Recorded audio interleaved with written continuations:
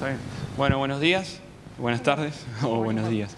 Nosotros vamos a presentar controversias técnicas y sociales sobre el agua potable en localidades rurales, más que nada. La problemática del arsénico en la provincia de Buenos Aires. Pertenecemos a la Dirección Provincial de Agua y Placas, DIPAC, Ministerio de Infraestructura. Somos agentes ex-SPAR. Lucio Macchioli del área social, Macarena Henkel y yo, Gonzalo Méndez, del área de geología.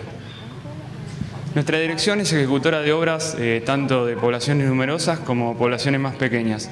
En este caso nos vamos a hacer hincapié sobre poblaciones más pequeñas denominadas rurales. Vamos a dar algunas definiciones como introducción de lo que vamos a hablar durante la charla. Primero nos vamos a dar algunas definiciones, puntos de partida, como universalidad del agua potable, población rural, las problemáticas de estas poblaciones rurales a partir de sus propias características, la relación entre lo técnico y lo social, la necesidad de anteproyecto, capacitación y seguimiento de los servicios. Después vamos a dar algunos ejemplos donde trabajamos y algunos interrogantes sobre el arsénico, sobre el límite de arsénico. Vamos a dejar abierto un poco eso. Bien. Bueno, en primera instancia haremos una serie de definiciones generales que nos servirán como punto de partida. Esto nos permitirá comprender las especificidades del objeto que nos convoca hoy. Acceso universal.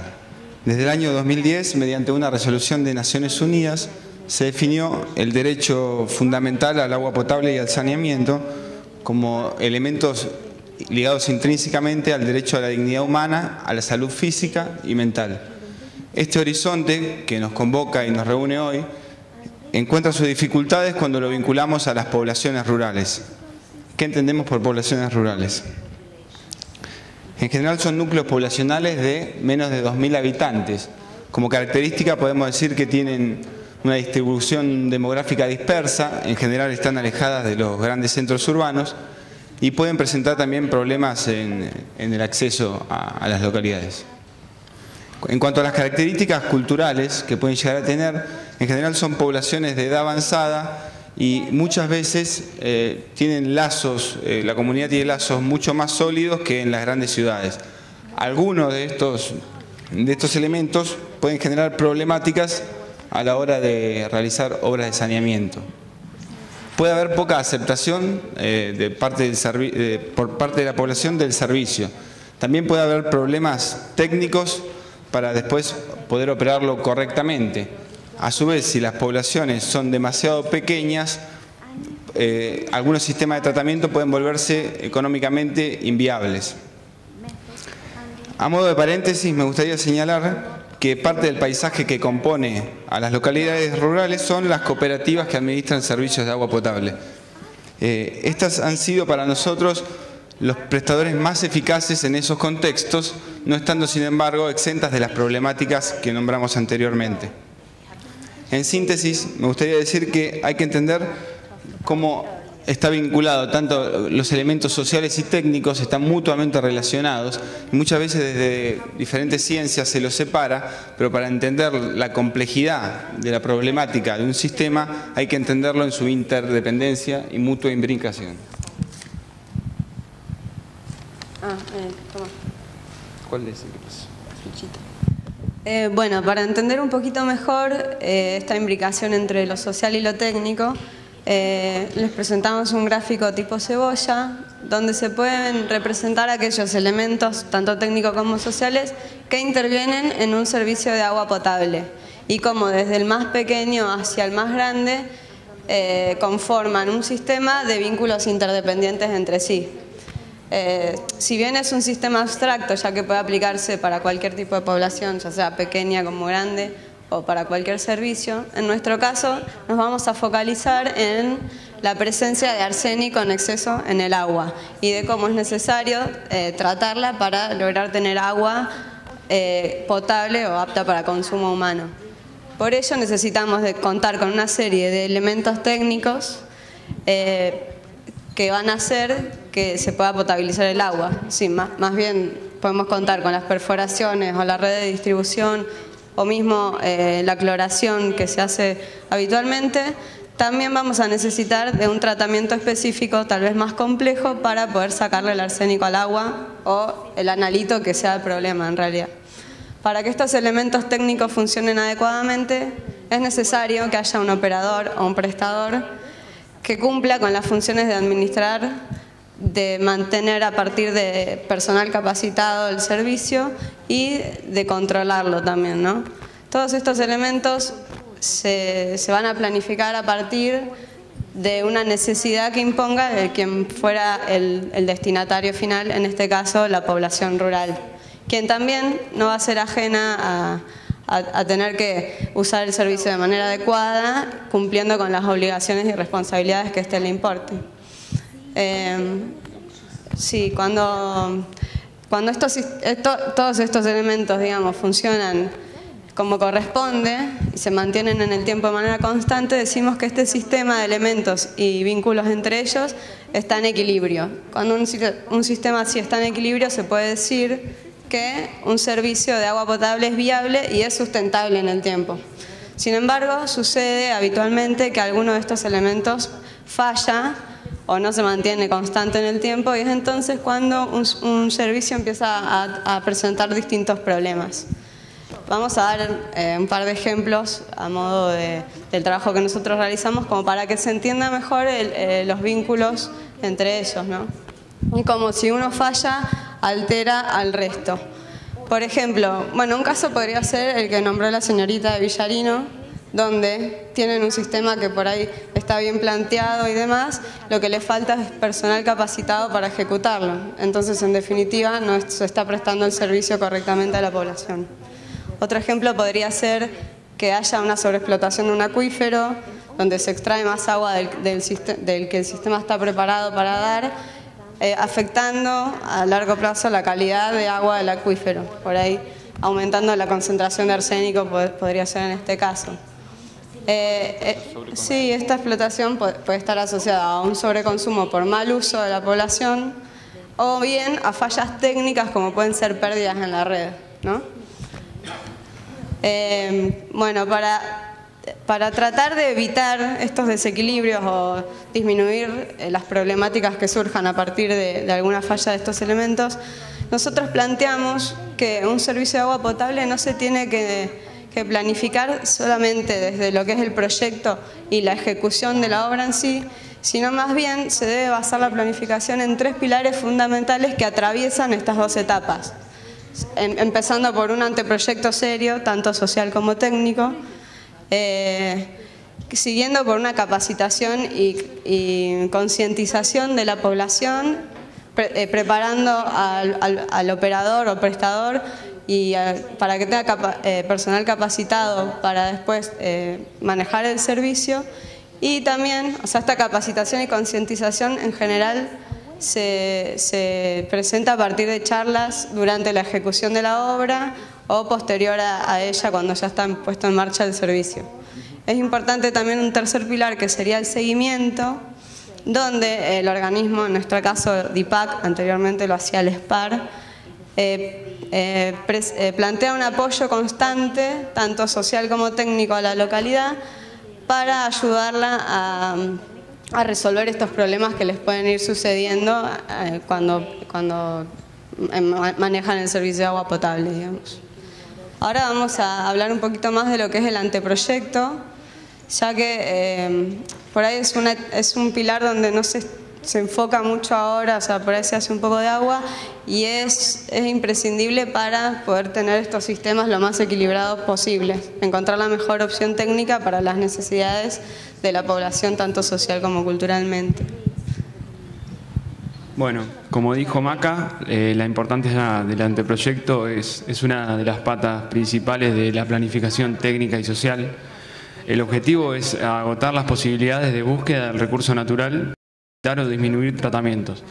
Más que nada consideramos que esto es importante en localidades rurales porque no están preparadas para la demanda económica y el compromiso social y cultural que lleva un tratamiento, o no se los prepara de la manera adecuada. Entonces creemos que es importante el anteproyecto. El anteproyecto tiene dos partes. para nosotros puede haber más, obviamente. Un relevamiento social que se hace, o sea, viendo las características socioeconómicas de la localidad rural, viendo si la población acepta el servicio, si no preparándolos, haciendo charlas de educación, de sanitarias, creando concientización del servicio de agua potable, sea por tratamiento o por agua sin tratar, agua con niveles buenos sin tratar. Bueno, tenemos el estudio técnico después del relevamiento social generalmente, donde se busca antecedentes por ahí en gabinete de la localidad. Después se ve si hay manifestaciones preexistentes de agua, así sean perforaciones preexistentes o molinos. Después se puede hacer una prospección geoeléctrica de superficie, sondeos eléctricos verticales, tomografías, lo que fuere. Por último, pozos exploratorios donde se hacen descripciones litológicas, perfilajes eléctricos, ensayos, se muestrean los acuíferos alumbrados para análisis físico-químicos, y a partir de tanto el relevamiento social como el estudio técnico, bueno, definimos los pozos de explotación. Vemos también si se necesita tratamiento y qué tan viable es el tratamiento en la localidad en cuestión. Para eso tenemos este cuadro en donde vemos distintas características de las poblaciones rurales, o se puede aplicar a cualquier población, pero está más hecho para poblaciones rurales, en donde vemos localidad A, B, C y D, y características como habitantes, cantidad de habitantes, fuente de agua natural, la accesibilidad a la localidad, la estructura, si está formada o no. Esto es muy importante si está formada, porque si no está formada, sea cual sea el servicio que le vamos a brindar, es importante que se prepare una estructura, sea una cooperativa, un municipio, como para que se pueda seguir con la capacitación y seguimiento, con los 3 pilares que habló Macarena. Así que bueno, pasamos ahora a algunos ejemplos que vamos a dar de localidades donde trabajamos. Sí, vamos a dar algunos ejemplos sobre localidades que presentan tratamiento por elevado arsénico, además de algunos otros analitos que también tienen por encima la norma. Son ejemplos donde se pueden ver cómo estos sistemas a veces están desequilibrados o a veces funcionan bien según características propias de cada localidad en particular. Porque es importante recalcar que en las poblaciones rurales es muy importante estudiar cada caso, ya que presenta sus particularidades en especial. Por ejemplo, en Blaquier tenemos una población que tiene 670 habitantes más o menos, está ubicada al noroeste de la provincia, pertenece al partido de Ameguino, y ellos tienen un sistema de doble red donde se trata el agua con una planta de ósmosis inversa que circula por una de las redes, por la otra circula el agua cruda. Y bueno, el sistema está bien planteado tal vez para la población, sin embargo, hay ciertas problemáticas que tienen que ver con el operador del servicio, que en este caso está a cargo del municipio, pero lo hace por medio de un delegado que, si bien está presente en la localidad, no tiene la preparación técnica necesaria como para manipular estos sistemas. Y a la vez tenemos que la población sigue siendo un poco reticente a adquirir el servicio y por ahí sigue tomando agua de aljibes y no hace uso de lo que del servicio, digamos. Entonces acá podemos recalcar que hace falta intensificar las patas de capacitación y concientización, y además de un seguimiento para poder capacitar a personal que se haga cargo de la obra. Andán, por otro lado, es un pueblito de 42 habitantes, definido por el INDEC como un paraje, donde también tenemos una planta de ósmosis inversa, pero en vez de tener una doble red, ellos cuentan con una embotelladora donde se llenan bidones y son distribuidos a la población. Acá también tenemos el problema del operador, porque también está a cargo del municipio, pero el municipio no estaba muy presente y le encomendó, digamos, el manejo de la planta a una señora que es la vecina que vive al lado de la planta. Y tampoco tiene la preparación necesaria, o sea, es la enfermera de la salita. Y, con todo respeto a la señora, pero realmente no hay gente capacitada específicamente para esto. Y a la vez la población también es medio reticente a usar este servicio. Acá es un claro ejemplo de de un lugar donde todo es en contra, que tengan un servicio viable y sustentable, pero sin embargo, aplicando el concepto de acceso universal al agua potable, es necesario llevársela de alguna manera y tratar, acá es cuando el organismo debería tratar de estar más presente en el seguimiento de la capacitación para que puedan sostener este servicio en el tiempo. Indio Rico es un caso donde todo funciona bien, digamos. Hace poco se les puso una embotelladora con una planta de ósmosis. Hay una cooperativa, es una localidad de más habitantes, más armadita. Tiene una cooperativa de servicios públicos que anda muy bien, que se hizo cargo del servicio y 2 veces a la semana reparten bidones a la gente que la va a buscar a un local que ellos ponen. Bueno, yo cierro, ¿no? Bueno. ¿Dónde están ubicadas? Ahí vemos dónde están ubicadas las localidades. Y bueno, yo voy a intentar cerrar rápido con un interrogante sobre el límite de arsénico en agua potable. Tenemos la ley provincial 11.820 en la cual nosotros nos basamos y los laboratorios con los que trabajamos nos dicen que sigue en vigencia. El límite de arsénico acá es de 0,05 miligramos litro. Tenemos un decreto 878/3, luego ratificado por ley, que promovió una creación de una comisión de notables para limitar el arsénico, entre otros parámetros. Esta comisión nunca se expidió. Y el Código Alimentario Argentino, Código Nacional que limita el arsénico en 0,01 miligramos. Me pueden corregir después porque la verdad que son lo que nos manejamos y estaría buenísimo que nos corrijan, la verdad, como para tener... sí. El Código Nacional que limita el arsénico en 0,01 miligramos litro por recomendación de la OMS. La provincia adhiere el código pidiendo prórrogas, solicitando prórrogas hasta ajustar a 0,01 porque la mayoría de los valores de arsénico en agua en las localidades rurales, y creo que en muchas localidades, es más de 0,01 y de 0,05 miligramos litro. Bueno, nosotros entendemos que si el límite de arsénico se ajusta a 0,01, la mayoría de los servicios de agua potable de la provincia quedan dependientes de tratamientos. Y esto para las localidades rurales de las que hablamos le complicaría mucho en la actualidad la viabilidad y sustentabilidad en los sistemas rurales, ¿no? Esa es nuestra conclusión. Muchas gracias. Gracias.